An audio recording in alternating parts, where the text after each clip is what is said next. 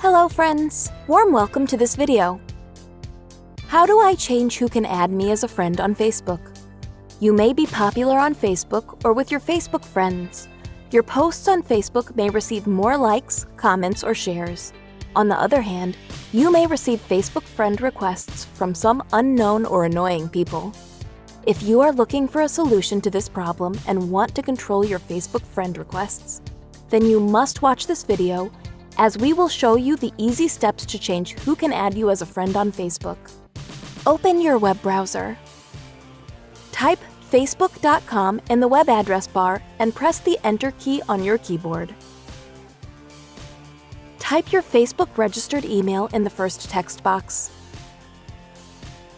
Type your Facebook password and press the Enter key on your keyboard to log in on Facebook. Click on the profile icon at the top right. Click on the Settings and Privacy menu from the drop-down list. Click on the Settings from the sub-menu list. Click on the Privacy tab from the left menu panel. Scroll down the page and go to the section How People Can Find and Contact You.